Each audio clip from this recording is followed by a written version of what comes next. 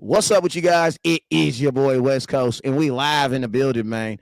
How is everybody doing? How is everybody doing, man? Listen to me, man. I already know.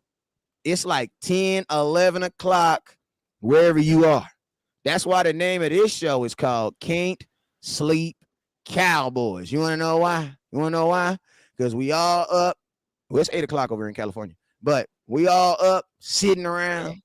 Your favorite show didn't already went off. You know what I'm saying? You're looking at for something to do. Well, I'm going to tell you this right now before you get yourself in trouble looking at stuff you ain't supposed to. Bring your ass over here to West Coast and let's talk about these Cowboys. You know what I'm saying? West Coast going to keep y'all out of trouble tonight. And guess what I did? Y'all already know, man, if I'm up late night, if I'm going to be up late at night talking about these Cowboys, I ain't going to be talking about myself. I do that during the day. If I'm going to be up here late at night talking about these Cowboys, man, I need a couple crazy-ass Cowboy fans on the line with me, man. So this is what I did, man. I went out, man. You know, we got the three amigos of Cowboy Talk. And then, man, I went out there and got my boy Shane, man. He like the only person that makes me feel comfortable on Twitter, man. I appreciate you, man. Shout out to hey, man, shout out to the three people that be liking my tweets on Twitter, man. Y'all the real MVP. Shane one of them right there, too. If you need anything from the grocery store, let me know. I got you, my boy. But, yo, man, let's get into it, man. I did my I don't need no introduction because y'all know who it is, man. But Shane, go ahead. You the guest, man. You the guest. After I'm gonna tell you this right now. After 2 shows, we not getting your water. We don't do that around here. After 2 shows, you know where the refrigerator is. Get your own stuff. All right. So this your one show, you guess. The next show, you a kind of guess. 3rd show, get your own damn water out the refrigerator. All right. Go on, introduce yourself and let them know where they can find you at, man. And let's get it popping, bro. You can find me on Twitter at ShaneCarTX. You can see right here at the bottom below my face right here. How y'all doing tonight?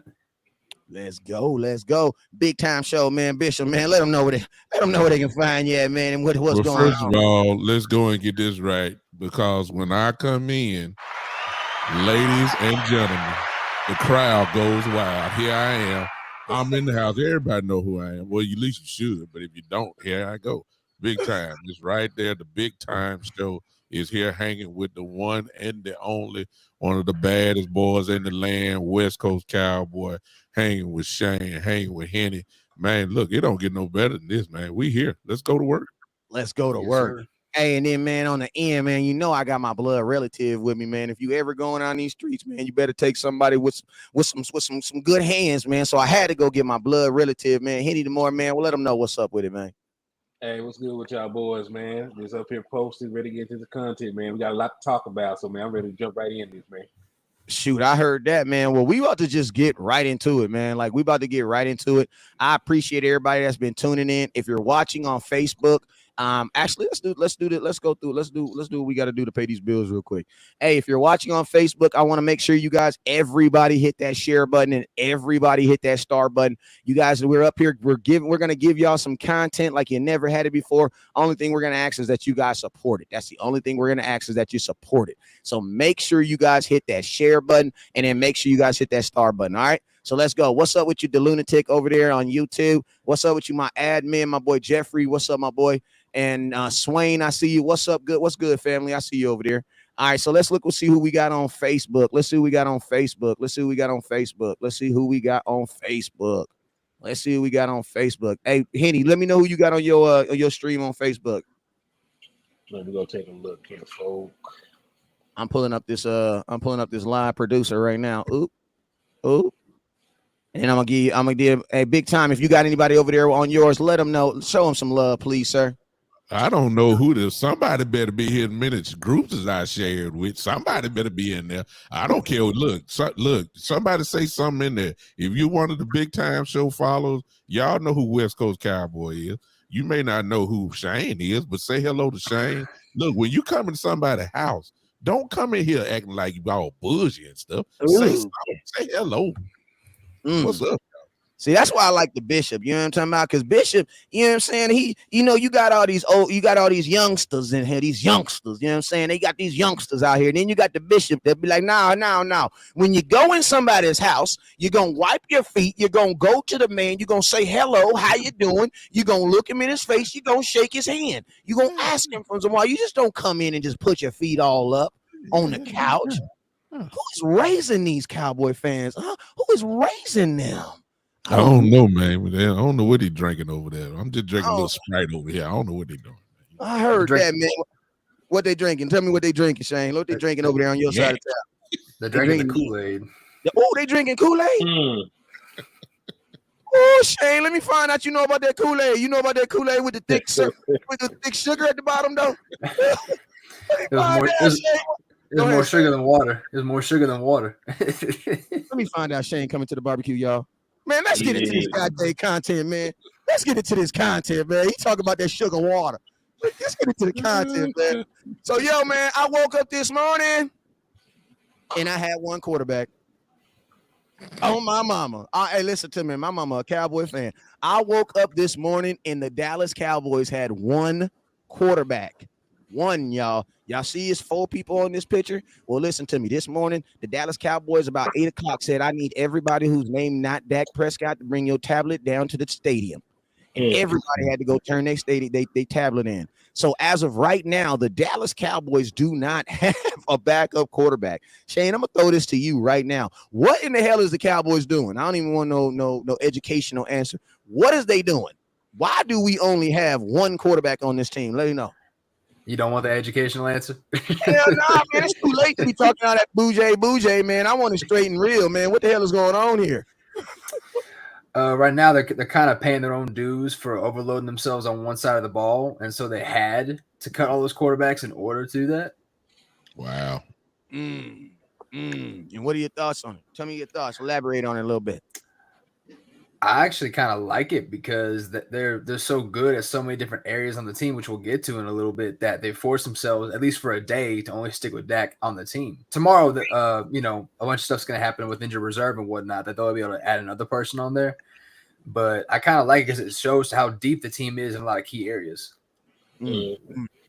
So, hey, Bishop, I want to know real quick. So he just broke it down exactly what they're doing. Now, I want to know, you put your Jerry Jones hat on. Put your Jerry Jones hat on. What does it really say? What do you think? I mean, what do you think it means when they release these quarterbacks, or how the Cowboys actually feel about the play of these quarterbacks that they release? Let me know something. Bottom line is this. You got cut because simply you're not that good. That's the bottom line. If you were good, you would be on the team. And to piggyback, and Shane just said it beautifully, it's bad when you're on the team when they know pretty much most of you are going to come back. It's bad when they think that you are expendable. I think that's the key word right there, is because they really believe, because we think somebody on another position is more valuable than you. And they told me now that the quarterback is the most valuable position in the league. And you only have one on there. They say, look, y'all not that good. We even take a chance on a couple of y'all going through waivers. If somebody grab you, God bless you. We'll go find somebody else. But y'all too, with the exception maybe of Rush, I think Rush is a little bit more technical in his situation. But as far as everybody else, look, if y'all find another team, good. You are expendable. We have to keep this safety. You are expendable. We have to keep this defensive lineman. You are expendable. We got to keep these guys. We got to keep this third running back. We got to keep that. But the rest of y'all can go. So you're not that good. That's my bottom line. Henny, wrap it up. Let me tell me what's your thoughts on it real quick. Man, I feel the exact same way as the Bishop do, man, because they weren't that good to begin with. And like you can say that Cooper Rush is maybe the best out of all those guys, but Cooper Rush hasn't done anything of note in the league. He had one good game in he's been in the league for 5-6 years going on now. He's been in as long as that. Yeah, so he has not shown anything in his whole tenure as an NFL quarterback. Will Greer struggled when he played. He was missing wide open receivers all across the field.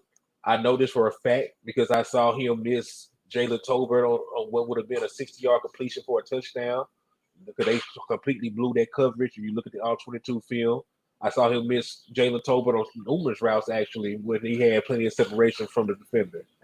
So, and we all know what sidearm Ben DiNucci is. All right, so we don't even need to go with that. He already was off the team. So, none of these quarterbacks would have helped us in any way, shape, or form had Dak Prescott got hurt anyway. So and like Bishop said, they were expendable. So just to be more nuanced and technical in it, yes, they had to do some roster manipulation because they had to keep some guys on the roster before they could move to injured reserve. So just to touch on that, you have to be on the initial 53-man roster before you can get placed on IR. So there were already guys they wanted to keep around, like James Washington, of course, Tyron Smith. These guys are going to go on IR for a while. We know for a fact that James Washington will be back. Tyron Smith probably ain't going to be back until next year, but, he's still somebody who has to have a roster spot. So, guys like that, they're a dime a dozen. They can go get any backup off the street and do what they do. Mm-hmm. Go ahead. Somebody. It sounded like somebody was about to chime in. Go ahead. Well, shoot. Go ahead. If you're not the guy, you're just not the guy. Now, I will, in fairness, I let me throw this in. We're coming into a part of the season. You never can take somebody being for granted. So you got to get somebody in here. One of these guys will be back. I think I know who it is. I think it's going to be Rush. You need somebody that knows the system. You need somebody that knows the system, whether it's Greer or Rush. It makes no difference. One of these two guys got to come back because you don't want to go into game one with a quarterback that don't know nothing about the playbook. So one of these guys are coming back. There's no question about that. I will be fair in saying that. Yeah, but I'm gonna tell you this right here. I think both of you, Bishop and Shane, said that's kind of hit on the same point. And I think in fairness, the Cowboys, as a fan, you do got to realize that the Cowboys really, at the end of the day, didn't want any three of these guys. That they're going to and think about this. This also, we would hope. I ain't gonna say hope. But in football sense, you would think that they would bring one guy back because, I don't know if there's a backup quarterback that could theoretically be ready in 2 weeks. You know what I'm saying? Except for this guy named Cam Newton that don't nobody ever want to talk about. You know what I'm saying? But we got 165 people on here. I want to talk about it, man. We keep on talking about backup quarterbacks. And I'm going to tell you this right now. In football sense, we shouldn't be talking about Cooper Rush right now. We shouldn't be talking about Will Greer. We should be talking about every quarterback that's available right now, theoretically, because now you don't have it can't even just be he's best in our system because he's not in our system no more. So realistically, we got to kind of open up the whole scheme of things, right? So me personally, I want backup quarterbacks that look like my starting quarterback, bro. I'm gonna be honest. That's why I felt that Ben DiNucci, and I do not think that Ben DiNucci is nowhere in the same world as Dak Prescott. But I will say this: that's why I believe Ben DiNucci and Will Greer look better in this offense because they are athletic quarterbacks who can move, and they can move when the pocket breaks down. And you got to think like this: it's not they don't need that help, but it's like a solid not precision, but a pocket passer would not do well in this offense. You know what I'm saying? Right. So it's why do we keep on? And it's like this, that I like Cooper Rush because of Minnesota. I ain't gonna lie. I'm gonna keep it real. We all remember that Minnesota game when we thought we was gonna lose when Dak didn't show up. He didn't show up. He just didn't play. They decided that he wasn't gonna play, right? And then Cooper Rush went out there and all our hopes and dreams was on Cooper Rush and he came through for us. So we all got a little love for him. But the thing about it is, I don't know how many Minnesota games is in Cooper Rush. And more importantly, whenever there's this big build-up, you know what I'm saying? It's like when Cam Newton went home for his first home game. He played lights out. You know what I'm saying? But then when you got to get up for that next week, you know what I'm saying? Things are a little bit different. You know what I'm saying? I want to know, we're going to start at Shane again. And if you all want to say the same name, it don't matter. But I want to know, who are some of your thoughts for backup quarterback for the Dallas Cowboys? Or what do you guys think? What do you think or what do you want the Dallas Cowboys to do as far as backup quarterback? Let me hear some, Shane. A name I threw out there a couple weeks ago when he got cut was Brett Hundley, just because he played with Mike McCarthy over in Green Bay. He's got the mobility factor you talked about with these guys. Among the guys they want to bring back, I think Will Greer deserves to be the backup quarterback. But you brought it up that Cooper Rush knows the system. He knows Kellen Moore. He knows the playbook. He has familiarity with Dak Prescott, and that's usually what's going to win out. I think they could upgrade that, but a lot of times with backup quarterbacks, they're so selective just because if you have a good backup quarterback, it usually means that you have a decent starting quarterback just because you don't trust the starter. if you have like a decent or bad backup quarterback, it's because you have such a great starting quarterback. It don't matter who it is. Right. Right. And I'm gonna tell you this right here. You know, being a Cowboy fan, we can't even bro, when we signed Andy Dalton, I know at least 6 people that changed their profile picture pictures of Andy Dalton. Like, you know what I'm saying? So it's like, you know what I'm saying? Cowboy fans are kind of finical when it comes from that point. Henny, let me hear something, man. What are your thoughts? Well, a guy I wanted when I saw he got cut was Kellen Moore because he's a similar quarterback to Dak Prescott. He's mobile. He moves around. Now he lacks in some pocket awareness and some throwing ability, but he is a young guy who we can have for several years that can sit behind Dak Prescott, learn the offense, and if he ever has to get in, you do not have to change anything in the playbook for him. He can throw it deep. He can throw it deep. Yeah, he can throw the deep ball. It's everything else you got to worry about. Yeah. Bishop, talk to me. Every other throw. Every other throw. Yeah, he's not lying when he says that. Bishop, I'm gonna stick with give me Greer because they've been calling his name out a lot, and like West Coast said, he can move. Plus, he knows the system. I'm a big believer in that. I don't need nobody experimenting in week 1 when all you done had is you're very limited in what you can do. But if I'm going outside of it, I got 2 names. I'm in full agreement again with West Coast. There's a big fish out there. That's Cam Newton. And let me tell y'all something. He probably still get the job done. If we're gonna win, you would win games with him. But there's one more name that nobody really has paid attention to, and I don't know if you guys have noticed it, but he's a tremendous veteran, and he played in Denver. And that was Josh Johnson. Yes. He smoked the Cowboys. He did. Outstanding, knows every playbook because he's played with so many teams that there's not a system that he does not know that he can immediately. I'm not talking about a lot of practice. All he needs is learn the verbiage. That's the only difference. But as far as play style goes, this dude knows every play that there is. Those 3 names, and that may be a little far stretch, but that's the kind of guys that you need that you don't have to change the whole playbook for. You can just put a guy in, keep the offense moving.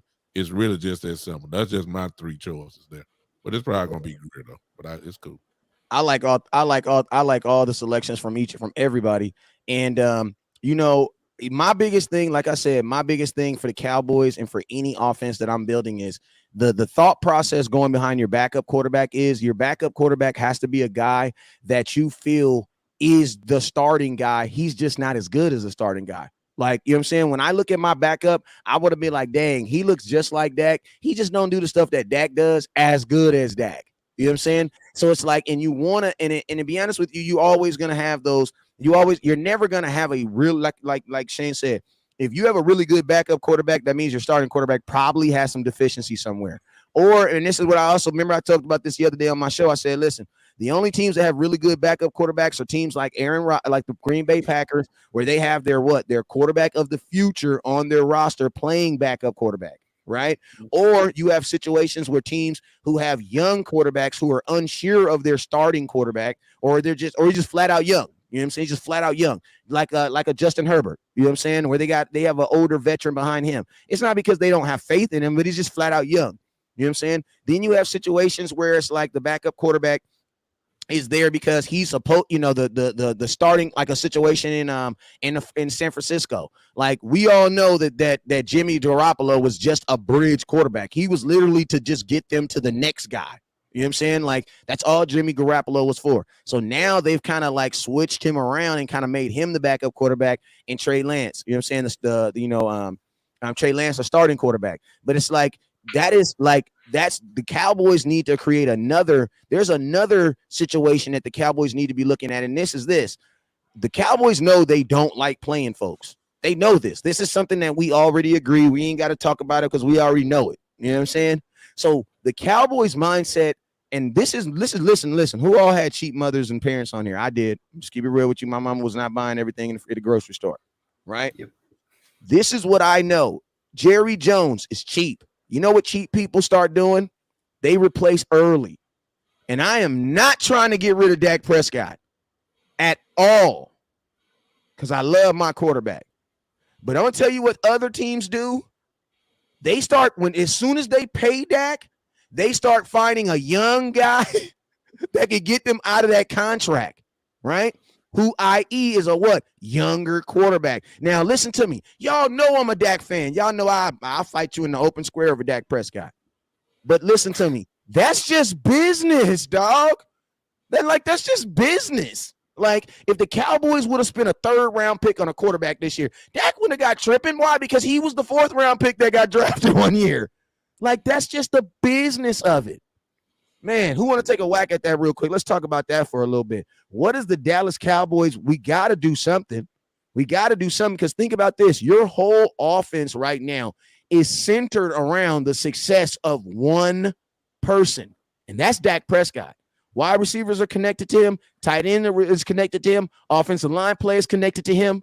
So to me, and I want to put this on the panel, doesn't that make y'all feel like the backup quarterback should be pretty damn decent? Like, he almost got to be somewhat good. Well, I'm gonna tell you like this, man, because I'm gonna keep it real with you. The Cowboys are probably operating from the fact that they know good and damn well if anything happened to Dak Prescott, it's over. And it's the same thing with Aaron Rodgers. Yeah, Josh, even with Jordan Love, yeah, he's a 1st-round pick. He's this, he's that. They are not going to do anything with Jordan Love. Oh, hold on. I got to give you sound effects. First sound effect of the day. I forgot I had them for a minute because that is a damn good point. I'm stating facts. Go ahead, Henny. And then you look at how the receivers look with Dak Prescott in the game. Like we were talking about Jalen Tolbert and our boy that got cut, Smith. Smith looked good with the backups. Jalen Tolbert, he didn't really have a great, preseason outing with the backups. But in practice, he looks like a very serviceable receiver with Dak Prescott. Facts. You know what I'm saying? So it's just the fact that when Prescott is in there, he's been in the system long enough. He has built a rapport with his receivers in the offseason, putting in that extra work. So he is going to be that guy. He can elevate the talent on the team. No backup. And look, when you have a top 10 quarterback, because that's what Dak Prescott is, no backup is going to come in and replicate that. So it's going to be Dak Prescott or bust. And I know I'm not saying that you can't have some success with a backup, but even when Dak Prescott took over and he wasn't the same quarterback he was today, they were not really relying on Dak Prescott. He was making plays, but they had a number 1 rushing offense. They had a very opportunistic defense, and they played a very, very weak schedule in that season. So it was a perfect storm for Dak Prescott to have that great rookie season. Normally, that does not happen in the NFL for an unproven quarterback to just come in day one and lead a team. So it's going to be Dak Prescott or bust because that's the way it is for every other quarterback. If Patrick Mahomes go down, there is no break. I have no clue who the backup is. I have no. Yeah. If he goes down, Aaron Rodgers goes down. It's not going to look good. Buffalo Bills definitely with Josh Allen because he means so much to them in passing and running the ball. So there's no way you can replicate that. That is like a one-off for your offense. So man, I don't really put too much stock in a backup quarterback unless we're a team that is having a quarterback controversy as it is. You know what I'm saying? Unless we have 2 guys that are Pro Bowl level, Pro Bowl caliber quarterbacks on the roster. You know what I'm saying? Like Joe Montana, Steve Young. Steve Young kind of thing. Like he already came in, put the work in, then you still got the older guy on the roster. But we're not in that position. At this point, man, if it's Cooper Rush, Cam Newton, Kellen Moore, it doesn't matter. If Dak Prescott go down for the season, it's a wrap. But I'm gonna throw this one thing in. They're gonna put somebody back on the roster because look, we done cut our kicker, and we know good and well we're bringing back. We cut our damn placeholder, bro. Listen, I was gonna tweet this today. And Shane was probably gonna be the only person that was gonna like it too. But let me tell you, I was gonna tweet this today, and I was thinking this. I said, listen, I never knew how important a long snapper was until I didn't have one on the roster. There you go. Bro, listen to me. I'm literally up here like, oh damn, Damn, we got 11 wide receivers. Oh, snaps. We got 11 corners. Oh, snaps. We got 4 ball boys. Oh, snaps. Oh, wait, time out. Ain't we supposed to have an LS on this team somewhere? Mama, I'm looking on here. There's no LS. Ain't there supposed to be an LS on here somewhere? Yeah, baby, somebody gonna put it. Somebody gonna be the LS. You just don't. I'm looking like we ain't even got no LS on here. That's when I knew the roster was kind of like, not saying it was bogus, but it's like this was a like, Shane, we talk about money over here too, man. I'm gonna tell you that right now. We talk about the money, okay? I feel like this was a roster that was built more around the money and the circumstances than it was the talent. Because man, we're about to get into this roster in a little bit. Before we get into the roster, well, actually, we're just gonna jump into it. We're gonna do defense, offense, and then after that, I gotta get on. We got to talk about running the damn ball too. I got to talk about that for a little bit too. Okay. But you know what I'm saying? Like I'm just looking at when I saw this roster and I said that the Cowboys didn't even keep the damn long snapper, bruh. Like the long snapper had to go. McQueen, whatever his name is, had to get up out of here. I knew something was up, man. So let's just read this off real quick. The defensive ends, linebackers, and safeties. Then we're going to go through the corners also. If there's any name on here that I read off that in the defensive end room that you thought should have made it, that didn't make it, y'all let me know. Y'all stop me. If it's somebody who made it, you was kind of surprised made it, y'all stop me. You stop me, and we'll go from there. Or else I'll go on the linebacker. So it's a defensive end, DeMarcus Lawrence, obvious. Dorrance Armstrong, obvious. Dante Fowler Jr., obvious. Big Sam Williams, you knew he was making the team. Big 5'4". And then Terrell Basham, T-Bash. Salute to my dog. Hey, they was talking about, man, that's my boy. I like T-Bash. Let's go over to these linebackers. Now, I'm going to keep it 100. We all know Micah Parsons in actuality should be on the other list, but it's all good. Because if you don't put Micah Parsons on this list looks weird. That's all I'm going to say. You got LVE, Jabril Cox, Anthony Barr, Luke Gilliford, Devin Harper. I'm going to tell y'all a name on there that made me feel good when I saw he made this team is the last young man, Devin Harper. 5'0" was bussing, bro. Devin that's who that was. 50. That was 50, yes, 50, bro. And think about this. That's your 6th-round pick, bro. Like, he was bussing, bro. This was a damn good draft. Go ahead, Shane.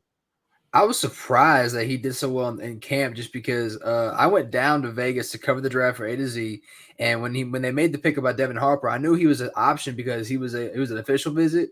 I was surprised he did as well as he did because in college, he was a trades player. He's fast. He can cover, but he ain't the best tackle. He didn't really always hit the best angles to the ball carrier. In preseason, he did everything. He covered well. He tackled well. He read the run really well. He actually made a couple plays, and along with Story Jackson, who I think is a preferred practice squad player. He actually, to me, stood out more than Gifford, and I'm surprised Gifford even made the roster because, to me, Gifford's a special teams player at best, whereas Harper could be a starter maybe 2 years down the line. Facts. And Shane, I'm gonna tell you what I think about Gifford too. I think I think he is a product of the system because look at these names. Micah Parsons barely plays linebacker. Like they put him as a linebacker because they know at some point they're gonna want to. He's a unicorn. He's a unicorn. Let's just be real. The reason why he's a linebacker is because he hasn't gotten paid. Once he gets paid, they'll tell him his real position. They're never going to let him be an edge rusher talking about he's going to go get 20 sacks. That's like a $50 million a year player. You know what I'm saying? But I'm going to tell you, you know what I'm saying? But think about this. The name that I think that surprised me was Luke Gilliford. I was surprised, but the reason why I think Luke made this team is because exactly. You know what I'm saying? And I think it's, if you look at LVE is average at best. After that, you have Anthony Barr, who's not on this team, who has never been on this team before. He's been a Cowboy, 10 days? You know what I'm saying? Yeah. The experience gets foggy. If you go and look at a linebacker like, who is you? See what I'm saying? So I think Luke as long as Luke can just not keep his arms in front of him, because if he keeps his arm in front of him, he's for sure breaking it because he breaks something every year. As long as he can not break his arm doing something crazy, I think Luke is going to be good, but I mean, this isn't the order. This is not the order in how they decided to keep them. Because if this is the order of how they decided to keep them, I actually think right now Devin Harper is over Jabril Cox and he's over Luke Gilliford. Anthony Barr has a question mark because I don't know exactly what we're going to do with him. You know what I'm saying? Because he was a real edge rusher in Minnesota too. You know what I'm saying? He really don't stand middle linebacker. But if I had to guess, you know what I'm saying, I would put him in that order right there. What do you guys' thought is? Was there any linebacker that you guys were surprised that make it or didn't make it? And also, does anybody want to talk about? Were you guys surprised Damone Clark did not make this? I think we kind of know Damone Clark. Well, Damone Clark is on the injury list. He wasn't going to play this year anyway.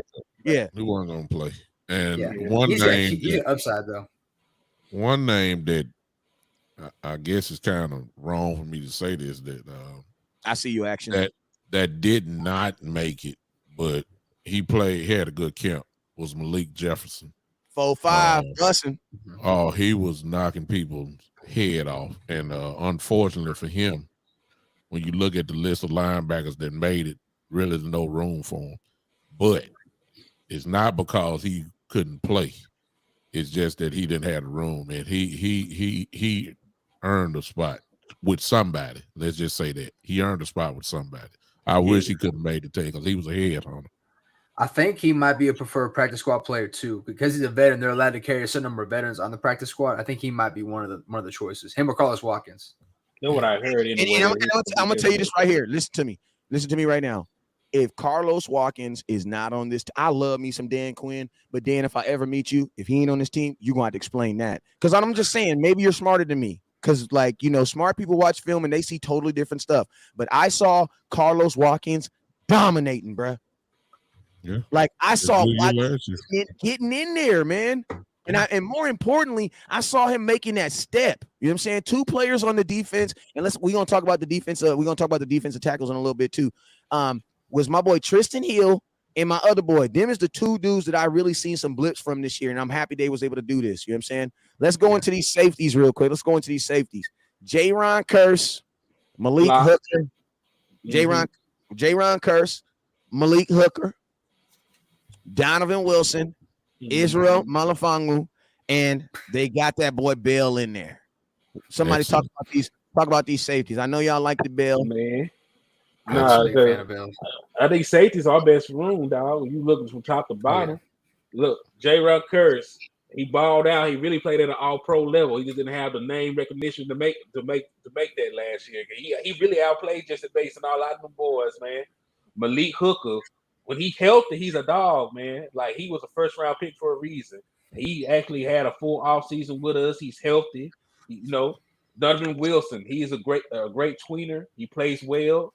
Can tackle, covering space, man. Israel Mukamu, and you know what? I'm surprised how well Israel played as a safety because he played majority of his time in college as a cornerback. He was a very big corner at 6'4", but he was a great cover guy. I think he had like 5 interceptions one season. Hey, you want to know why you didn't know? You guys want to know why you don't know about Israel Mukamu? Because he played across from J.C. Horn. Yeah, there you go. You know what I'm saying? Like, it's the same reason why most people don't know who B.J. Armstrong is. You want to know why? Because he was backing up Michael Jordan. And nobody really wanted to see him. You know what I'm saying? But it just, you know, that's just what it is. But yeah, that's the great point. Great point. That's part of the reason why. And Marquise Bell, that boy is definitely going to be a great box safety. They let him be. Oh yeah. I was a big fan of Marquise Bell coming out of Florida A&M. He was Jordan Reed, my guy Jordan Reed, who was at the Draft Network, now at ESPN. He was his #1 HBCU rated prospect going into the last season, and it's because he's able to play at the line of scrimmage in the box as a linebacker and deep in 2 deep safety looks. He actually practiced a lot in the OTs with the linebackers, and they tween him as a safety and linebacker player, kind of like J-Ron Curse, who has the green dot on his helmet. And if you know anything about the green dot, you know you're the guy calling the plays on the defense. Right. So I'm kind of surprised they kept so many linebackers because they got 2 safeties that play sort of like a linebacker safety hybrid role. And to your point about Mukamu did play a lot of cornerback this past preseason as well as safety, and he did just as good at both. So I'm a little surprised they went heavy at corner as well. Yeah, and go ahead. Mine real quick, and this may be a reach, but I think sooner or later we got to start looking at it. Because of the question marks on offense. Now I'm kind of old school. I believe that we got 3 phases of the game: offense, defense, special teams. I'm a firm believer that if you can win at least 2 of those, you're gonna win a lot of football games. Facts. Uh-huh. And so what I'm saying is, when you look at the safeties here, and when you look at even some of the linebackers, what nobody has really brought out is that we are slowly but surely beginning to make a dominant special teams unit too, because Facts. Marquise Bell is going to be on kickoff. Israel is going to be on kickoff. The Luke Gifford is going to be on kickoff, punt returns. Devin Harper is going to be a special team player. Listen, if these are the guys that are on my special teams unit, we're going to be a dominant special teams unit as well. We already figured that the defense is going to be special. That's 2 out of 3 units. So you get a defense and a good special team unit. We got a dominant punter. Okay, let's talk about, we got a dominant punter. We look like we're going to have a dominant kick and punt returner. We got that in Turpin and still got Pollard if we need be. And then you got these type of guys that go be headhunters. Man, that's looking real good to me. So that's where I'm thinking the West Coast. And let me piggyback on what you're saying, because you're right. We do have 3 phases of the game, but I'm not too sure I'm ready to write off the offense just yet. Because I'm not doing it. I'm not doing it. I'm just saying. I know. I'm just gonna just double down on it, because you're right. Because you need all that, and you named a bunch of good things going for those units. But just to shine some light on it, the offense still does have a top 10 quarterback. They still have a top 10 running back in Zeke by production, because he was there last year, even with the injury. They have a top 10 tight end in Dalton Schultz, because he was there last year in terms of production. He got 800 yards, 8 touchdowns, and 102 receptions, if I'm not mistaken. So he was actually a top 5 tight end last year. I'm not even gonna take nothing away from him. And CeeDee Lamb is projected this year to be a top 10 receiver, right? If he was going to make the jump from probably being a top 15 to a top 10 receiver, just based on play call and opportunity increase, correct? That's what we are expecting him to do. He's number 88 club. So I understand there are deficiencies on the offensive side of the ball. I know that the offensive line is going to struggle probably at points with the new lineup, but they still have some guys on there that can make plays if the play calling is good. If they really are going to line up in 12 personnel, we got a great room of tight ends. We got a great run blocking. We got a quarterback that can make the right decisions. So we should still be able to score enough points to complement what our defense does. Because too many times last year, defense got the offensive ball that could do nothing with it. Facts. That's a good point. It's a really good point. So, man, let's go into these defensive tackles real quick. So, Neville Gallimore, Osia Digazura, Quentin Bohannon, Tristan Hill, Chauncey Golston, John Ridgway. If I had to say, I'm excited my boy Tristan Hill made the team.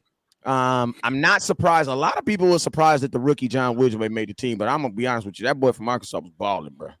He was balling. You know what I'm saying? You getting tackles for loss as a rookie, bro. I'm sorry. I need to see what you can do that again. You know what I'm saying? Like, because they just – and you took a chance and you drafted him. So it's like this is the thing that you got to understand about draft picks. When you draft someone to do it and then they do it, they got to make the team. That's just what it is. Because it's like, what do you like? I drafted you to stop the run to get tackles for loss. You did it. Yeah, we don't have room for you though. You know what I'm saying? Like like when you draft someone with the expectation, you're drafting someone with the expectation that they're going to be able to do a job. So when you see them do the job, you got to put them on the team. So that's why for me, it wasn't surprising that Ridgway, that he made this team, because he did in the reps that they asked him, he did his job. You know what I'm saying? Tristan Hill, I'm always excited for Tristan Hill simply because he was Rod Marinelli's last draft pick, and he personifies everything that a Rod Marinelli defensive person wants, and that is just a guy with a high motor, meaning your legs never stop. You know what I'm saying? Tristan Hill, a guy that I think the Cowboys are definitely trying to get something out of. Like, listen, he is the last remnants of Amari Cooper. Like, they said the seven degrees of separation with Kevin Bacon. Well, listen, Tristan Hill is the last connection we have to Amari Cooper on this team. Hey, And then shout out to Quentin Bohannon, who honestly just solidified himself as a big boy. I was never under the impression that like dudes could be drafted in the late rounds and within 2 years really can be solidified and stopping the run. That's usually something you have to pay for. That's something he seems like he's going to be able to do. And then Osia Odigizora and Neville Gallimore, I mean, I think they were in there where they're supposed to be. Shoot, man, y'all talk about these defensive tackles. Was there anybody that you were surprised that made this team, or was there anybody that you want? Josiah Bunsen, that was my boy. I ain't gonna lie. I wish you number 94. That was my dude. I wish he would have made the team, but it's all good. I get it. He couldn't have made this team with these guys. Yeah, I get it. I'll let him go.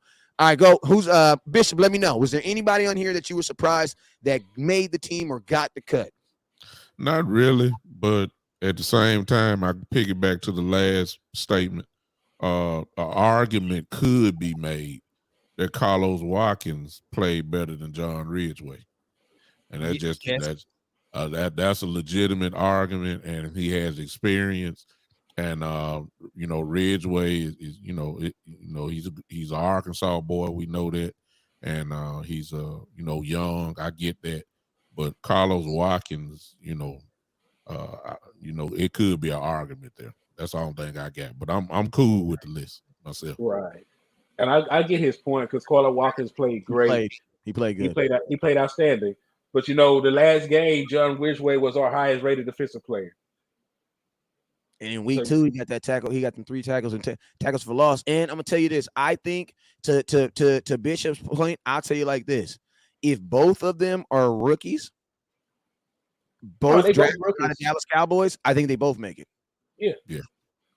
I think Ridgeway, and it's like and to be honest with you guys, that's why I kind of set it up the way I did set it up, because before we got on the show, I said that one of my Carlos Watkins was a guy I was surprised they cut, but that's why I kind of phrased it the way I phrased it. But Shane, what are your thoughts on these defensive tackles, man? These D tackles, is it enough, bro? Is it enough? I'm a little surprised. I'm a little surprised, just a little bit. They went so heavy at defensive tackle just because they got 3 edge rushers who can play 3 technique. And I thought they would go heavier at nose than they would 3 tech, just because they got Sam Williams, Tank Lawrence, and Chauncey Golson, who are all edge rushers that can go inside. And if you look at the list of defensive tackles, I know you got Golson listed at the tackling, though he's primarily edge. Ridgeway and Bohanna are the only pure nose tackles they got on the team, even though Gallimore is going to be the starting 1 tech. So I'm a little surprised that they didn't prefer to go Watkins over one of the 3 techs, maybe a Tristan Hill, maybe whoever it was, just to offset that. That was my only surprise from it, but I ain't really surprised as to who they kept. Right. I like how you say surprised, because what I really think you're saying is confused. When I closed my eyes, and every time you said surprise, I said the word confused. He's like, yeah, I'm just kind of surprised, confused. I'm just confused on why they. That's basically what you were saying, because we was all thinking the exact same thing. Like the word surprise also means confused, because we all a little confused on some of the stuff the Cowboys do. That's just his nice way of saying. He be around the house a little bit. He still use some of our lingo, man. Henny, what's your thoughts on these defensive tackles? Man, I really like all of them. Let's be honest, because I'm already been very big on Neville Gallimore and also Odigizua. I like that they gained the adequate weight to actually help in the run game. They are already adequate pass rushers, but one of our biggest weakness has been against interior runs. So I'm glad that they took the offseason to fortify their bodies and take the next step in the NFL. Same thing with Quentin Bohannon. He already was a big boy, but he was playing exceptionally well during the preseason. Tristan Hills, who surprised me, because I'll be honest with you, I had written Tristan Hill off. I thought Tristan Hill was not going to make the roster until I actually saw him play, this preseason. He blew my mind with how well he was able to get penetration, how well he played. He was being very destructive in both phases of the game, run and pass. So my hat's off to Tristan Hill, because I wrote boy off, so I had to take my hat off that boy, literally. Yeah, I think Tristan Hill was literally going into camp. I think he was literally the Walking Dead, bro. I think it was like so obvious that the Cowboys was going to move on for him. And it would have been like, and I'm gonna be honest with you, man, like Tristan Hill has nobody in the building. I think that it's like, oh, that's my guy, because his guy that drafted him got fired. You know what I'm saying? So he don't got no cheerleader in the building for him. So it's all set. You know what I'm saying? And he literally went from the Cowboys possibly talking about cutting and releasing to the Dallas for actually making this team and actually looking really good in the process of making this team too. You know what I'm saying? So that's, that was a good one right there. Did everybody get a chance on the defensive tackles? Yeah. Everybody got a chance. Anybody got anything additional they want to say about the defensive tackles? I think we all in agreement they should have brought Watkins back. We'll see what happens with that. Let's go into these cornerbacks, man. The Cowboys kept more cornerbacks. I mean, god dang. I figure if you keep 11 wide receivers, you got to keep at least 5 cornerbacks or 6 cornerbacks. How many they count? Let's go into who they kept. They kept Trevon Diggs, obviously, Anthony Brown, Jordan Lewis, Jerron Bland, Nahshon Wright, and Kelvin Joseph. I'm gonna just tell y'all right now, the first name that jumps off this that I did not think he was gonna make this team is Kelvin Joseph, man. I ain't gonna lie. I thought the Cowboys was gonna move on, because the tape was not there. I've thought that Kelvin Joseph was a safety, man. Since he's come out of Kentucky, I thought he was a safety. You know what I'm saying? I thought he had hips like a safety. He don't got really hips like a cornerback. They just don't move as fast as I need him to move for me. So I was, and then this training camp, man, like he kept getting just toasted on the same damn thing, man. And I think right now with Kelvin Joseph, I think it's more about them not wanting to lose what they've already invested in him, because, man, I just thought it was gonna be hard for him to make this team, man. Shane, what's your thoughts, man? You could argue that there was no one really on the team who needed to have a better camp than Kelvin Joseph after what went down in March when he was attached to the murder up in Dallas, because I guess he had ridden in the car with, I can't remember the kid's name, and I apologize if I. It's all good. But yeah, he came in as the presumed cornerback number 4, who was looking to take a spot from either Anthony Brown or Jordan Lewis, and he came in and he was outplayed by Deron Bland, the rookie. And Deron Bland showed that he could be a nickelback and even sort of like a sub-free safety type player who's jumped up the depth chart. And I thought going into the last 2 days, Kelvin Joseph was a bubble player who may or may not make the team. But I also feel like if they were going to release him, they probably would have released him months ago before the draft, because that's when he was attached to the murder, was right before the draft, and they could guys replacement then. So I was thinking if they weren't going to cut him then, they ain't going to cut him now. So I wasn't too surprised by that. Well, that's a good point too. That is a really good point. Go ahead. I was just going to say, it's sort of like what you said, how you said that Tristan Hill had no cheerleaders in the building and no lifelines. Kelvin Joseph does. It's sometimes not about what you know, it's about who you know. There's some people on the team that want him there. He survived a murder case. He survived a poor preseason. He can survive anything right now. So at this point, the only thing that's going to get him off the team is like he won't have to go in the actual game and play bad. Oh, I thought you were going to say if he knelt for the national anthem. Yeah, they'll get him off the team too. Now I'm gonna tell you a quick way to get him off this team, and I ain't gonna say it all the way because I don't want him to shut my stream down. But all he got to do is say he ain't gonna take a certain shot, and they'll trade your ass away for a 5th round pick and a bag of chips. I don't give a damn. You say whatever. You can kneel all you want to, but you best take that goddamn shot, because Grandpa Jerry ain't trying to hear that. You ain't gonna be coughing around Jerry. What the hell you mean? He trying to live forever, man. Jerry about 80 years old. He ain't playing around. I'm trying to live to 140, man. Y'all trying to take me out? Hell no. You best get that shot. I ain't never. You can survive a murder in Dallas, but you best get that dang shot. You feel me? But I'm gonna tell you also. I was a little. I'm happy that they kept on to Nahshon Wright.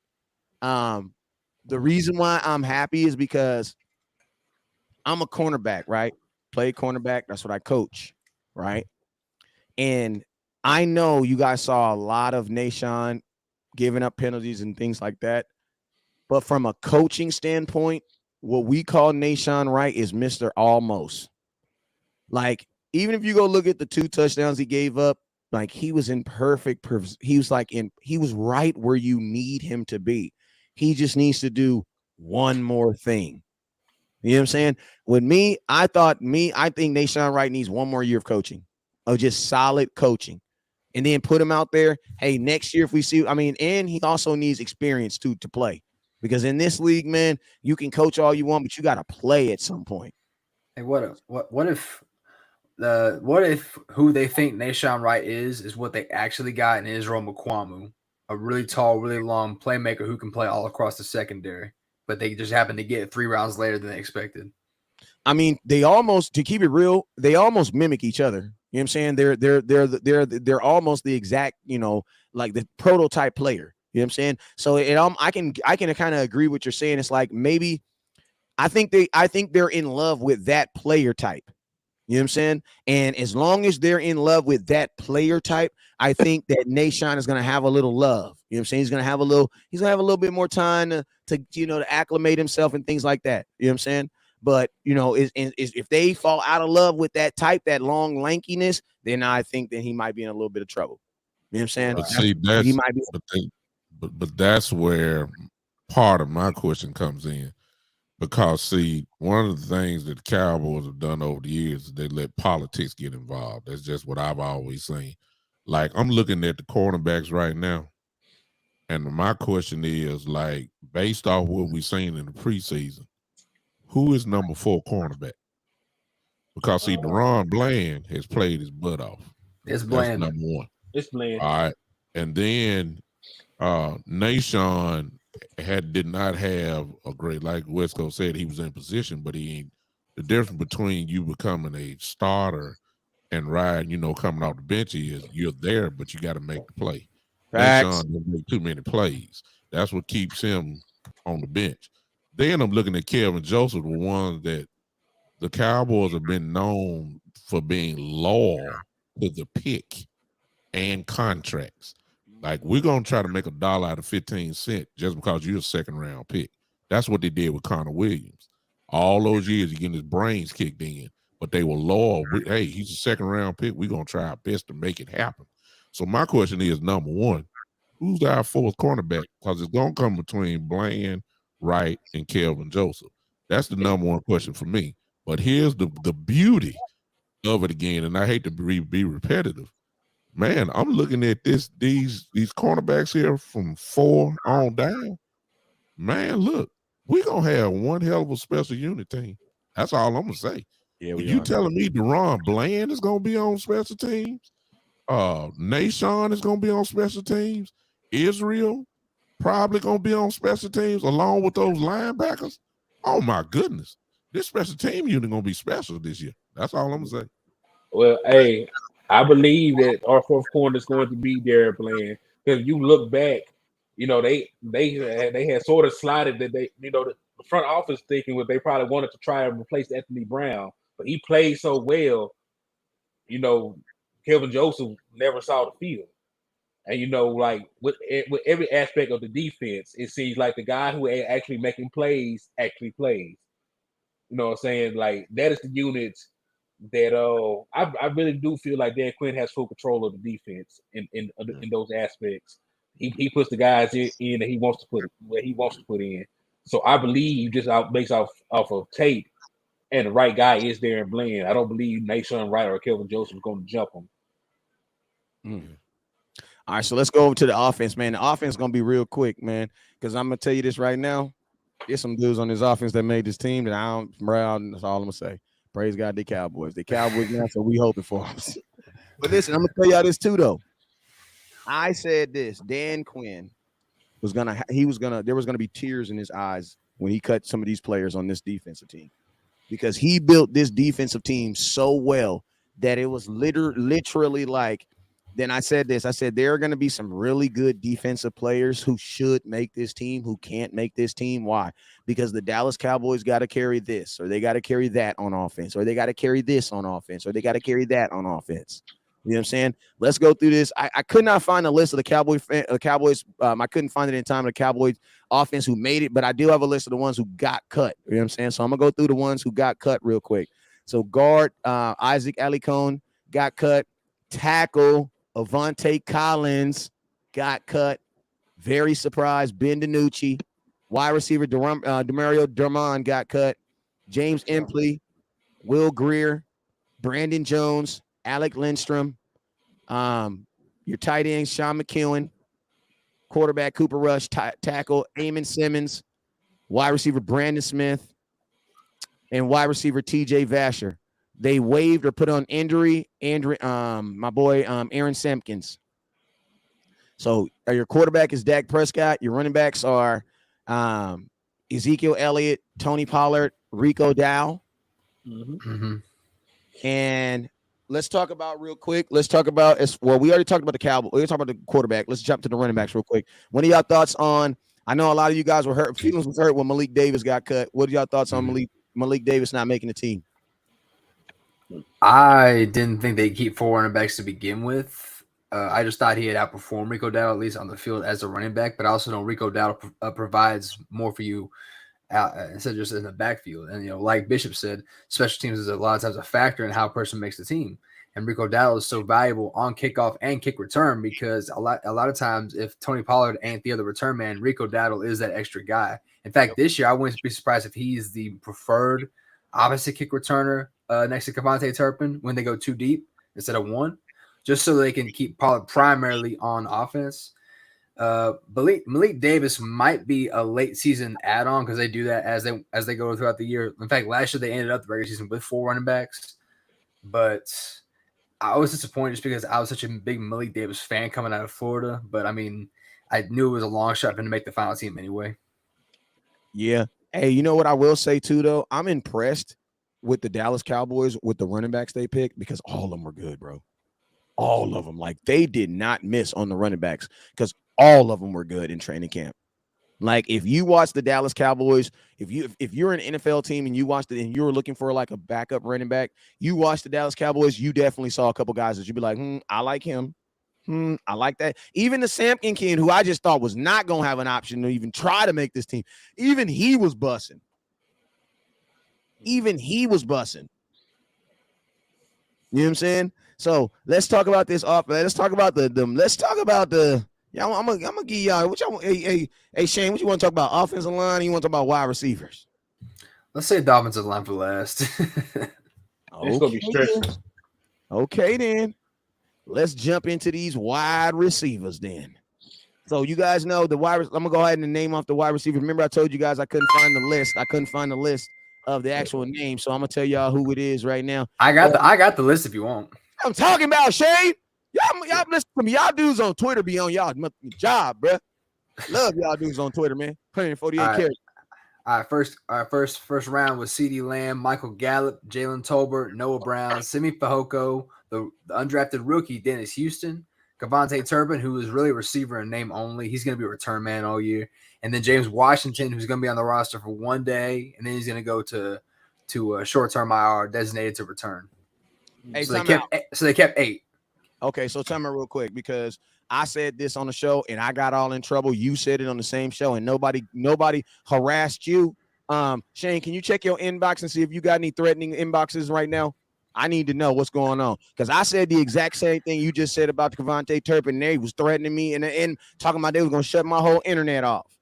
You know what I'm saying? I believe Kevontae Turpin is a kick returner, punt returner, and I will have to believe that the Cowboys can utilize him correctly as a wide receiver. You know I ain't got any threatening messages, but I got my brother talking shit. Does that count? Yes, that counts. That counts.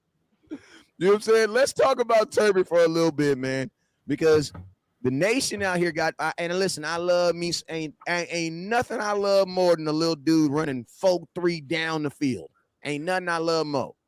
But I want to know, man. What is the Dallas Cowboys? Let's go around this. Let's go on a panel real quick. How do the Dallas Cowboys need to utilize Mr. Turpin to get the best out of him? And we gonna Henny, we gonna start with you this time. Talk to me, man.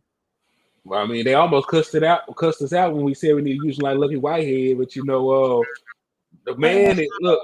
Whitehead. Why everybody get mad when I say Lucky Whitehead? Like, is that like a bad name?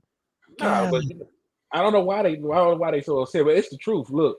The guy is 5'7". I think he's better. Yeah, I think he's better than Lucky Whitehead.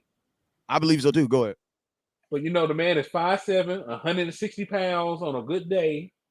You do not want him having these big collisions. He's gonna be out the entire season. He is not built to take like custody punishment. So you're gonna have to put him in positions to get the ball into his hands as quickly as possible and to let him get down or get out of bounds or to go ahead and hit his head on the goalpost. So you need to put him in positions, quick slant, jailbreak screen, in the round. You really don't even want him running full speed down the field, especially if there's still safety help. He can still get creamed that way. You just gonna have to find creative ways to get the ball to his hands and just let him run. And now, of course, he already has tape. They're not going to kick it to him really on any of the kickoff situations, unless you're trying to lose your job. right? Unless you're purposely trying to sabotage the team that you're on. You know what I'm saying? Right. Because he took 2 back in the same game. It doesn't matter if it was preseason, regular season. You can take it back. You can take it back. Right. So they're gonna tell him not to kick the ball out to him. No, they go try to either kick it through the end zone on kickoff, or they can kick it. They can literally kick it out of bounds on punt return. So they on punt return, they at least will have the effect. They try to kick it out of bounds. Sometimes they can shank it and still get to him, or go out of bounds or they give him bad field position. But you're gonna still have to find a way to give Turpin the ball. So and this is an issue. It's not that we don't think he's a good player. We have a guy like him already on the team that is not being used adequately. Because Tony Pollard he was the best kickoff returner in college history. He tied the NCAA record for return touchdowns. He had 7 career return touchdowns. All right, and we've been using him as a running back. And this is the whole NCAA. Because when people say NCAA, I think they just be thinking like the Black League. No, he's not talking about. No, that's the NCAAP. You know what I'm saying? This the NCAA. Right. This the whole. All of college. I just want to clear that up because you be talking fast. I didn't want nobody to think you was talking about the NCAA, the NAPP, or the NLLP, or the MLDBLD. Right. No. He's talking about the whole, the interscholastic, the whole country. And all college football. And then let's double down on that because we use him as a running back in 3 seasons. He's only had like 100 and something carries, so that it's like 30 something carries a year. There's not a running back. He would he would really use how the way that people talk about Turpin is the way that Tony Pollard should be used, and we have not done that. So I do not yet have the data proving that our offensive coordinator, Kellen Moore, can utilize Turpin to be this great player y'all want him to be. So, it is what it is. We're going to have to actually see that happen. But we already have a guy who has 4.3 speed, is bigger, and can take more contact, and he's not being used in that way. So we'll have to find out. Let me jump in and just go ahead and give Henny a hand clap because he was just getting ready to come in. What I was about to say, why are we asking about how we can use Turpin when we got a guy as offensive coordinator who still hadn't figured out how to use Tony Pollard? He still hasn't figured out how many times Ezekiel Elliott should carry the ball, who still haven't figured out when he had Amari Cooper, CeeDee Lamb, Gallup, Cedric Wilson, still couldn't figure out how to distribute the ball properly. Now we bring in Turpin, and now we want to know how can we use him? Let's first figure out how we going to get the ball to Tony Pollard more than 4 times in a playoff game. Let's figure that out first. After benching him a whole game so he could be healthy. Because don't forget that point. Please, let's not forget that. They did not play him versus the San Francisco. I mean, they did not play him versus the Eagles because they rested him and gave him the ball 4 times. See, this is West Coast show and all that. But see, if this was my show, this is where I'd be going off on Kellen Moore because I done seen it too long. I done seen it too often. And we can have all the tools in the toolbox. But if you ain't got the proper mechanic that know how to use the tools, you just got a nice bunch of pieces in your toolbox that don't know what to do. This is what Kellen Moore is. This is what Henry was just talking about. This is what we've seen in the last 3 years. We still trying to figure out why does this man don't run the ball? It's been 4, 5. I mean, it's been 3 years. He still ain't figured it out yet. So when we talk about Turpin and what he can do, and Pollard what he can do, let's hope. We don't hope that Kellen Moore can figure this out, how to use the guys properly. That's all I'm saying. That's all I'm saying. I ain't getting hyped about it. let's talk about Kellen Moore for a little bit. Let's talk about Kellen Moore for a little bit then. You know what I'm saying? Because, I feel like, man, we have just had like some rosters, bro. Like if you just go, like, I think a lot of us fans are kind of perplexed about this roster because we have had some rosters, bro. Like we have had some rosters. You know what I'm saying? Like we had all Amari pros, Cooper. all We had pros. Amari Cooper in the Pro Bowl. We had Dak Prescott in a Pro Bowl. We had Zeke Elliott pissed off. Why? Because he just got suspended. We got Amari Cooper pissed off. Why? Because he just got traded. You know what I'm saying? We got Michael Gallup all mad. Why? Because they hating on him, man. You got the offensive line cracking. You know what I'm saying, bro? Like, bro, we have had the rosters of rosters, bro. And my boy and did nothing, bro. So then when you see a roster like this year, I think that's what creates the fear in people because, see, I'm going to tell you, if somebody gets hurt, and y'all know this too, and I am not wishing on this on nobody, so I'm going to knock on wood, and I'm not even going to say his name, but if the defensive best player on this team right now got hurt, a little of us would pee on ourselves just a little bit. A little pee would come out just a little bit. But you wouldn't full-on crap on yourself. You want to know why? Because at the end of the day, you know you have Dan Quinn. Think about that. And I gotta hit that real quick. Hold up. That's not the touch screen. I gotta hit there. Here we go. Hold up. Don't nobody go in the bathroom for about 45 minutes. Somebody open the window. It's getting funky up in here. You feel me? Listen to me. But I just want y'all to think about that. Whoever you consider the best player on defense right now, if the best player on defense went down right now, a part of you guys, after it calmed down, would be like, we're going to be okay. You going to say Coach Quinn going to figure it out. Hold up. I got to get my sound. God, okay, it's happening. Everybody stay calm. What's the procedure, everyone? What's the procedure? Stay calm. That's what would happen. If something happened to our best player on defense, Dan Quinn would come out and just say, everybody just stay calm. Just stay calm. Follow the procedure. Stay calm. Next man up. If you say next man up on the defense, you're like, all right, well, I ain't even going to lie. I did want to see such and such play. Oh, you mean we got to do next man up on the defensive line? Man, I ain't going to lie. I did want to see such and such play, though. We got to do next man up on the corner. Trevon Diggs can't play. Well, bro, I ain't even going to lie. I do want to see Deron play a little bit, though. I ain't even going to lie, though. Like, I'm mad Trevon can't play, but I am a little happy. I can see. Listen, you don't have that on the offense. You don't have that on the offense. And more importantly, you don't have that, oh my God, this guy is not playing good today. Because we always think about injuries, right? But y'all know that there just be some games, folks make up, they get into it with their baby mama, they stump their fool on the way out, they ain't got no gas in their car, they didn't charge their Tesla, and they just have a bad day, bruh. And you go to the game, and everything just works out bad. We don't have someone on that offensive sidelines like a Dan Quinn when everything is going to hell, or they can just step in there and just calm that down. Make good plays that can just calm everybody down. Because you got to remember, these are all professionals. Like, they're all enumerated. No, they're all enumerated. But the question is this. There's a reason why this defense, who didn't even play any starters, I didn't see one Michael Parsons sack in training in preseason. Not one. I didn't see one Trevon Diggs interceptions in preseason. I didn't see one DeMarcus Lawrence hand up asking for the crowd to feel the emotion so he can go get this quarterback. I didn't see that one time. I didn't see that. But you know what I saw? A defense that was still bringing it. And that's where you see the C word. The culture word. This is the question, and this is going to be our last subject of the night. Because I want y'all to really chew and munch on this. I believe that the defense don't have to do it because they have good culture and good coaching all in one. They have the 2 C's. But I want to know, and I want to put this on you guys, and we're going to start with you, Shane.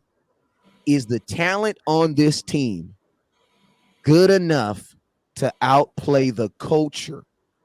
The offense, is the talent on this offense good enough to get past the culture? Because you got to think about this, Shane. Last thing I'm going to tell you before I let you go off. Final game of preseason, man. If I don't remember y'all, but that was horrible. That was horrible clock management. Like, we're in a preseason game, bro. We're up by 1. They have 3 timeouts. Why are we throwing the ball on 2nd down? Why are we not trying to make them? I'm thinking in my head, don't y'all want to go home? I want to go home. I'm tired of watching this preseason game. Why are we throwing the balls? I want to know. Let's get back to the question. Shane, do you think these players can get past the culture? Talent will get you a lot of places, but it ain't gonna get you far. And in the NFL, I've seen less talented teams, i.e., a lot of times the Patriots, outplay teams because the coaching and the culture was so much better and the players lived up to it that they were able to overcome the deficiency. The Cowboys across the board are, and I think a lot of people would agree, one of the most talented teams in the league. They always are. They have a lot of players the most talented. They're one of the few teams in the NFL with a top 10 quarterback and a top 10 overall defensive player. There are very few teams in the NFL that can say that. But it hadn't really equated to the success of a team that's able to overcome the deficiencies. The Cowboys, all their success is undermined by their deficiencies because the Cowboys culture is deficiencies. Hitting you up. Let me hear something.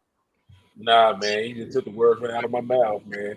Because look, like he said, we always have these great teams that are extremely talented. Even last year, we supposedly had the best wide receiving core in football. We had the number 1 offense in football, allegedly. We had a top 10 scoring defense. Matter of fact, did you know our defense last year was a higher rated scoring defense than the Los Angeles Rams and all the players they had?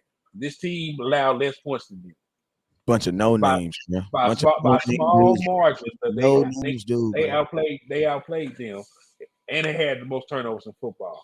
And we still went one and done in the playoffs because of bad play calling and execution, and that is directly on coaching, and that is directly on the culture. So yes, man, we seen it for several years, even back to 2014. We had great teams for the past going on 8 years for the most part. Outside of injury-ridden seasons, we always have great rosters, and we are not able to do anything of note in the playoffs. We might win one playoff game and then get destroyed, or we might go 1 and done, or we might miss the playoffs by a game. And we always have great teams. Good point. Let me hear something, Bishop. We got to start being just flat out honest. To answer the question, do we have enough? We had that last year where the talent overrided the bad culture and the bad coaching. We had it last year. No doubt about that. That's why we won 12 games, because a lot of those games, the players' talent level just took over the game. Facts. But this year, to answer your question, if you were to break it down, defensively, yes, we have enough to override it. But then when you look at who the coach is, we're talking about a man with pedigree that got a great resume. He's been to a Super Bowl. He's won as a defensive coordinator. He's took a franchise to a Super Bowl, even though he lost, but he took them there. So he has pedigree. When you look at the offensive side of the ball, however, we got McCarthy and Moore. And McCarthy, to me, ain't nothing but a figurehead.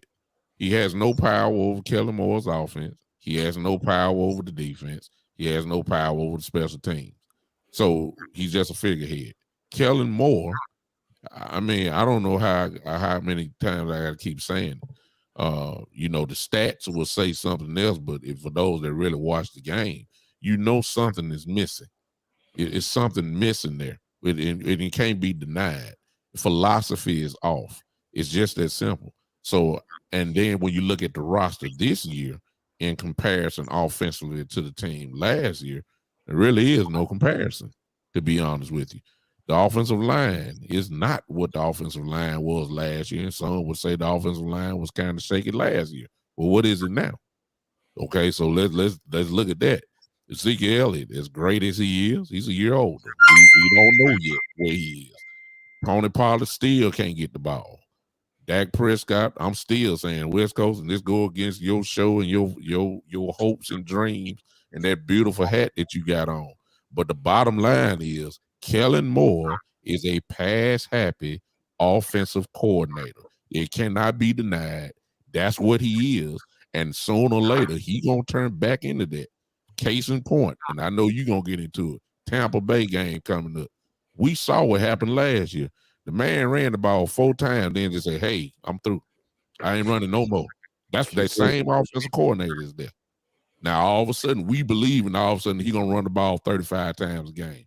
He has never been that. He was never that. He don't come from that. And I just don't feel like offensively, we're not going to be, nowhere near it. So to answer your question, I hate to be the rain now on a good night, but Kellen Moore is who he is. And as soon as everybody realize that, the better off we're going to be. He's a pass-happy, finesse, offensive coordinator. Bottom line.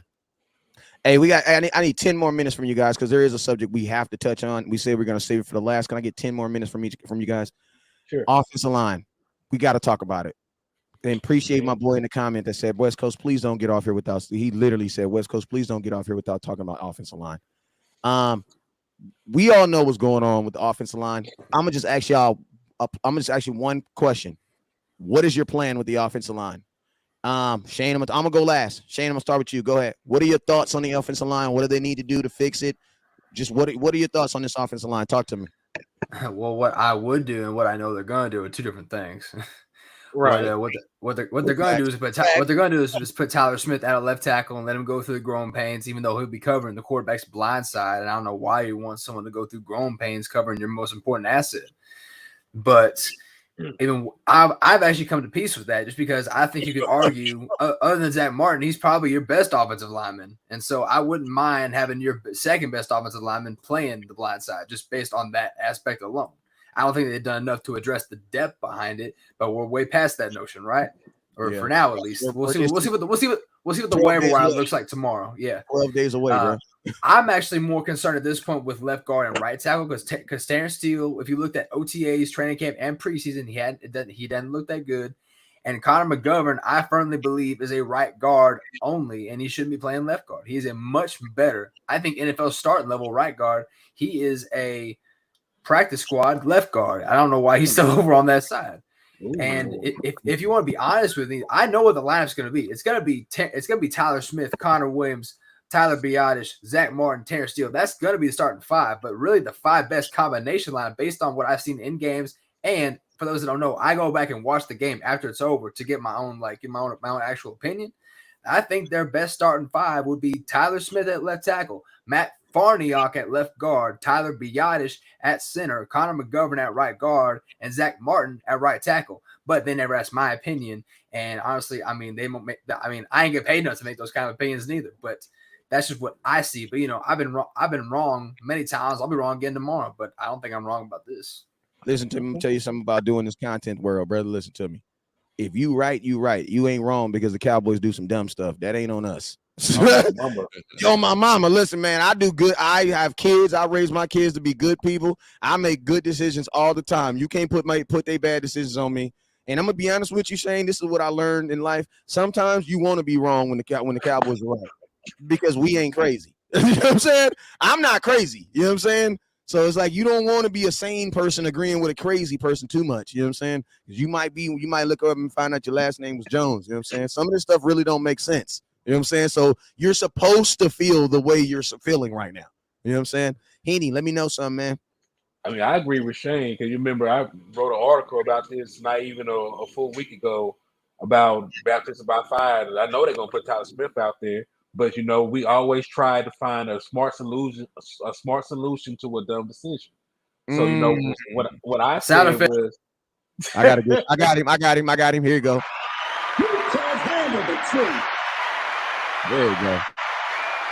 So yeah, man. So my thing was, if you put him out there, you will have to upgrade your guard position, because, like he said, McGovern is not a good left guard. And, I haven't actually studied him at right guard. That's something I'm actually gonna have to take a look at.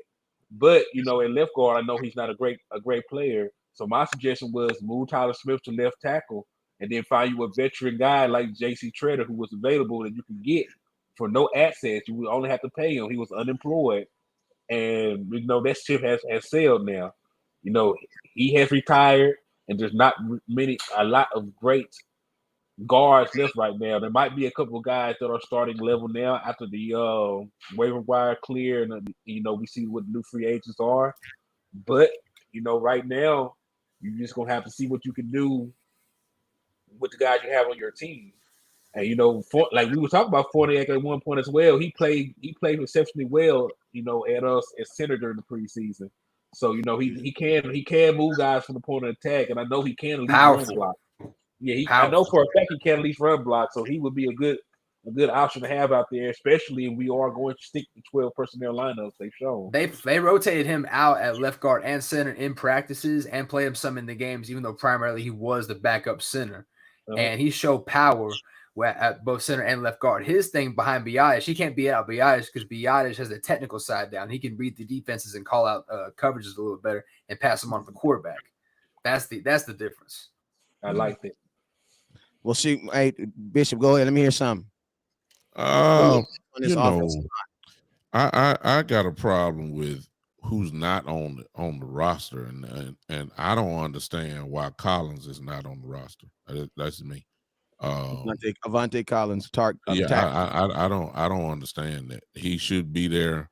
And I believe once again, this is where the loyalty part comes into play with people like Josh Ball. And Collins played way better than him. Farrakhan played way. I mean, these guys were knocking people into next week.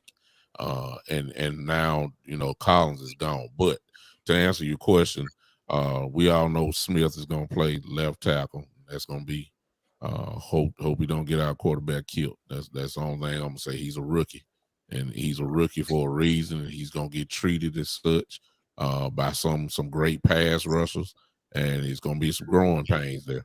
A left guard is exactly what Henry was saying, because that's where the real question would be. Since you're moving Smith out there, I believe they are going to stick McGovern there. I believe they're going to do that, and there might be some growing pains there. We had that happen last year in Connor Williams. They put Connor Williams right back in the lineup. His growing pains lasted 4 years. Yeah, exactly. So I don't know if McGovern is really the answer, but they're not going to go get anybody. Biadic, of course, is at center. He's going to get tested out real well with Vita Vale in the first week. We're going to find out if he's gotten stronger.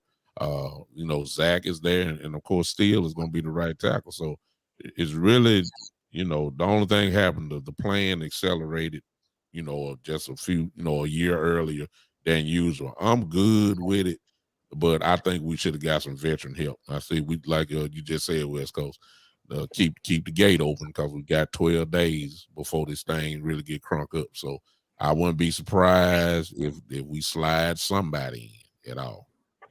And you know what's crazy? I think it's even like an oxymoron to even say that Conor McGovern is going to start this year, because I feel like if the Dallas Cowboys felt this way about Conor McGovern on what day was the draft? I was at the draft. I should know. I'm mad, Shane. I'm mad. I was at the draft, bro. We should have linked up. I probably did more non-draft than I did draft. I ain't gonna lie to you. No, I didn't, baby. My bad. But I'm thinking, man. I'm thinking, I don't know, man. I kind of lost my train of thought right now. I ain't gonna lie. I had a draft memory. Conor McGovern started. Oh yeah, Conor McGovern. Yeah. Listen, the draft was fun. That's all I'm gonna say. Mind those thoughts. J Tuck, keep your mouth closed too, because J Tuck was out there too. You know what I'm saying? You know the rules. What stays in Vegas, what happens in Vegas, cool. Vegas. You know what I'm saying? But if the Cowboys, the draft was like April 27th. Yeah, something I feel like it was like April 27th. Okay, I feel like if the Cowboys would have felt the way they feel on August 30th about Conor McGovern on, let's see, April 25th, 2 days before the draft, I feel like Tyler Smith's not even on his team. I said a lot of stuff, but let me just break it down real small. Cowboys, if you felt this strongly about starting Conor McGovern at the same position that he lost, why did you even draft Tyler Smith? That's why I say it's almost like an oxymoron to put him back in the position. Like, you at least got to try Farniak or somebody, because think about this. He's the exact reason why you drafted Tyler Smith. So it's like it don't like these bricks, they match, but when I go to put them together, they don't click the way they're supposed to click. Because it's different. That doesn't make sense to me. So what I'm hoping, honestly, is, man, I'm hoping that Conor McGovern just has a veteran leap. That's what I'm hoping. Because if not, theoretically, everything from Conor Baez that way is not supposed to be good. Because you got a tackle that's literally legally, the tackle's not even supposed to be good week 1. So I'm gonna tell y'all this right now. If Tyler Smith is not good, it's okay. Because legally, he's not even supposed to. Like legally, he's not even supposed to. If you put a 10-year-old baby in a car and he drives, congratulations, a 10-year-old baby that know how to drive. But most 10-year-olds don't know how to drive, so that's not nothing that's normal. So the facts of the remain that he's probably gonna struggle, right? And then guess what, guys? Conor McGovern's just gonna be Conor McGovern. Like, I'm not even gonna say he's gonna struggle. He's just gonna be himself. And then think about this. Here comes that domino effect. Because I'm gonna tell y'all this right now. A guy that kind of like, I'm gonna tell you a guy right now that's like getting away with, like, he's OJ Simpson it right now. And no, OJ did not do it, but I'm just saying he OJ Simpson it right now. Is your center, bro. Because your center had digressed a little bit last year. So we're hoping that Tyler Smith and Zach Martin can help get that better. But now, like, I don't see no way around the Cowboys struggling on the offensive line. And my biggest hope is that I am hoping, before we get up there, I'm hoping that the Cowboys are already taking that in consideration and have a plan. You feel me? Like, that's you feel me? That's the only thing we're hoping right now, is that they're taking all this in consideration. They're not being blind to the fact, and that they have a plan. Listen, if the plan don't work, so be it. Listen to me. I get it. Sometimes plans don't work. But the question is, did you even have a plan? You know what I'm saying? Hey, man, we're going to start off with Shane, man. We up out of here, Shane. Hey, let them know where they can find you at. Let them where they need to follow you at. And, man, shoot, I appreciate you for coming on, brother. Yeah, you can find me at Shane Carter TX at any social media site. I keep the same name. I keep the same brand across it all. You can also find me in the great state. Sorry, West Coast. I know how much you are on that side, and I appreciate having me on, brother. Appreciate you. Hey, a Big Time Show. Let them know where they can find you at, OG. On Facebook, y'all. Appreciate West Coast. Thank you for having me, man. The Big Time Show is that simple. The Big Time Show on Facebook, on Twitter at Big Time Lou, LOU, at Big Time Lou. You can find me on there. I'm on YouTube as well. The Big Time Show. You can't miss me. Appreciate you, West Coast. Yes, sir. And Henny the Moore, let them know where they can find you at. Yeah, man, it's Henny the Moore. Facebook, YouTube, Twitter, WordPress, all that good stuff, man. We'll be dropping some articles real soon. So just tap in with me. Yes, sir. And hey, man, I need everybody right now. Go follow the Big Time Show on YouTube. Go find Henny the Moore on YouTube. Go find Shane Carter Tech TX on YouTube, man. Make sure you guys hit those subscribe buttons, man, so that you guys are stuck with us the entire year. Because I'm going to tell y'all this right now. I can't guarantee wins. I can't guarantee losses, but I can guarantee that if you hit that notification, you will see West Coast Cowboy is live, and we definitely going to talk about it. You guys already know what it is. Never look down because the star's up. Peace. Peace.